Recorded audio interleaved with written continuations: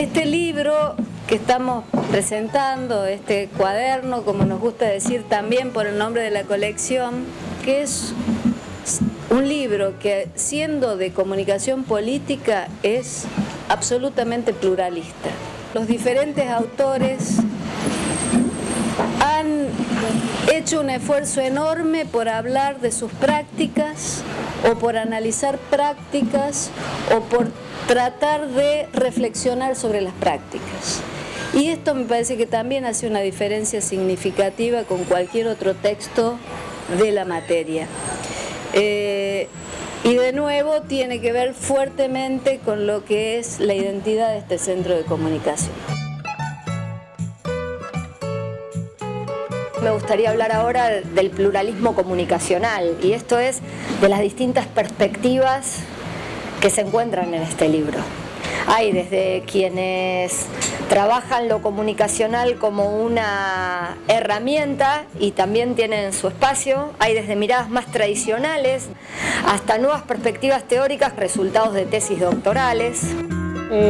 Nosotros empezamos haciendo una distinción respecto a que hay distintos tipos de estudios de opinión pública, no solo desde el punto de vista de lo metodológico, sino también desde el punto de vista del enfoque con el cual se realizan, donde creemos que es distinto cuando se lo piensa desde el mundo académico, cuando se lo piensa desde la consultoría. De manera que este capítulo, en síntesis, actúa, digamos, como una suerte de gran advertencia sobre lo que debemos realmente prestar atención cuando encargamos un estudio de opinión pública y cuando lo analizamos, las conclusiones que podemos sacar desde el punto de vista de un proceso de consultoría profesional. Cuando hay un problema, uno empieza a poder entender la dinámica normal de funcionamiento de, por ejemplo, la incorporación de nuevas tecnologías a la sociedad. Cuando surge esa dificultad, se hacen visibles los canales a través de los cuales se había estado funcionando, pero como mientras todo avanza de manera suave, no vemos exactamente los caminos. Cuando se produce la controversia, de pronto empezamos a mirar y se ven los caminos que eventualmente están obturados, ¿no? Algunos artículos que reflexionan sobre las prácticas, hasta algunos otros eminentemente teóricos.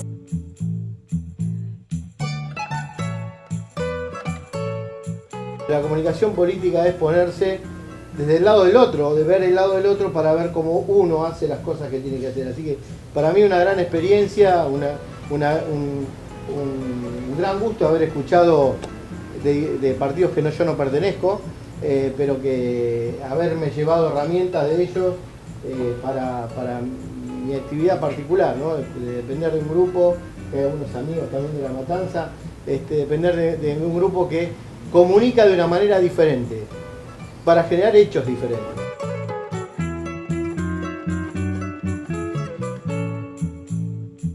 Yo no he hecho ninguna campaña con quien no estuviese mínimamente identificado. Vale decir, en ese sentido soy un militante de las campañas, más allá que siempre hay un campo de tensiones cuando uno tiene alguna responsabilidad en una campaña entre el aparato, digamos, del partido y el intento de alguna manera de profesionalización también de la comunicación. Me parece interesante la pluralidad y diversidad de autores. Cuando vos juntás 30 personas que piensan, que trabajan sobre distintas áreas que tienen que ver de la comunicación y por ahí enfocados en algo particular como la comunicación pública, la comunicación política, es bueno estos abordajes múltiples porque permite repensar y discutir entre los autores que no necesariamente tiene que ver con una cuestión política e ideológica, pero sí con formaciones de base que tienen que ver con lo académico, con la práctica, con lo que yo llamo la gente que trabaja desde la trinchera de lo comunicacional. Desde quienes se ponen en la comunicación desde el análisis, como podría ser este artículo que comentaba el grupo de género, hasta desde quienes se ponen de la comunicación como quien propicia, quien auspicia, quien abre, quien ayuda a mirar de otra manera. Un grupo bastante heterogéneo en edades, en formaciones y en posibilidades, pero siempre con un interés de trabajar en clave de derechos. Tratamos de indagar un poco en estas mujeres que son presentadas dentro de los spots políticos y ver un poco qué sentidos y significaciones se jugaban cada vez que los políticos enunciaban una propuesta, ya sea hacia grupos o hacia mujeres específicamente. Entonces, bueno, hicimos un trabajo colectivo de reflexión, de discusión. En el trabajo en conjunto con la compiladora, los editores y todo, bueno, surgió esta posibilidad de hacerlo apaisado, como una especie de cuadernillo, como para después respetarlo en los siguientes. También fue muy interesante ver la diversidad y heterogeneidad de los artículos y bueno, tratando de que la información se transmita en forma clara, ordenada.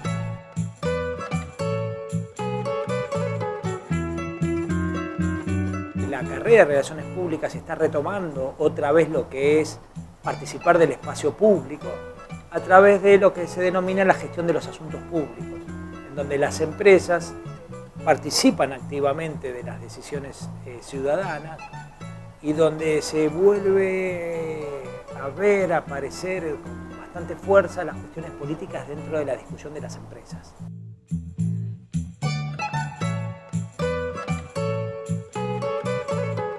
Soy de una época en la cual no existía el compañeros y compañeras tan fácilmente y el tema de la doble jornada no era algo visible, salvo, bueno, en algunos grupos, ¿no? Algunos grupos tenían esto un poquito más claro, pero no era lo general. Entonces teníamos las mujeres de esa época una lucha muy fuerte, doble y triple, porque era en la casa, a nivel familiar, era en el ámbito laboral y era justamente en el ámbito de la militancia. La militancia te atravesaba el cuerpo. Digo, la disposición del militante era total hacia su agrupación política. De hecho es así que algunas cúpulas de las organizaciones políticas de los 70 te sugerían quién podía ser tu pareja, con quién tenías que estar, quiénes eran tus amigos que políticamente le iban a rendir al movimiento. Digo, había una inserción de lo público por sobre la vida privada muy fuerte. Los 90 obviamente son todo lo contrario. Lo que se inserta dentro del cuerpo es la mirada del mercado.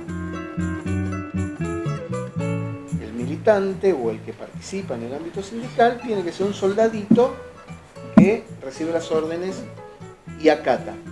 Y pone el cuerpo, pero porque le ordenan poner el cuerpo. Y el militante, testigo, animador, que cree esos valores, que los testimonia, transmite esa vida y la transmite a otros. Cuando una institución o un partido o un sindicato no tiene verdadero testimonio de los valores en los que cree, esa institución se cae, se va opacando, se va languideciendo. Quienes vienen más de la política, como Eduardo Mayo, hasta quienes, como en el caso que decía ella de Martí o de otros, o el mismo Washington Uranga en sus artículos, estuvieron en la gestión, venían de la comunicación o tuvieron una pata en la comunicación y desde ese lugar esbozan. Estoy vinculado con la crujía desde el 2003, 2002, 2003, cuando esto se inició de alguna manera con una serie de cursos en los cuales yo, digamos, tenía la responsabilidad de dictarlo. Esto luego derivó en digamos, una progresión, digo, en transformarse en una diplomatura, y hoy con esto que es, digamos, un poco el corolario de todo esto y el resumen del trabajo de muchos profesionales con diferentes perspectivas. La experiencia de haber participado en las actividades de formación me dio una oportunidad, porque en realidad mi trabajo en general está muy vinculado al análisis de políticas públicas, al análisis de gestión, digamos, vinculado a los problemas públicos como problemas de política.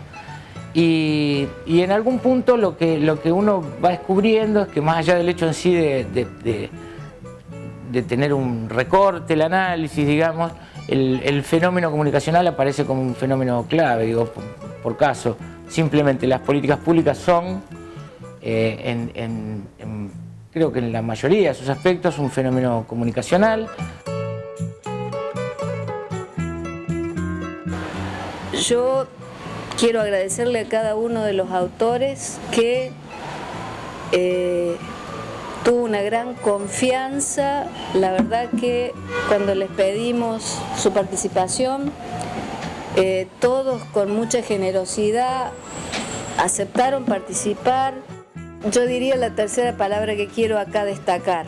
Primero, pluralismo, después reflexión sobre las prácticas, lo tercero es confianza.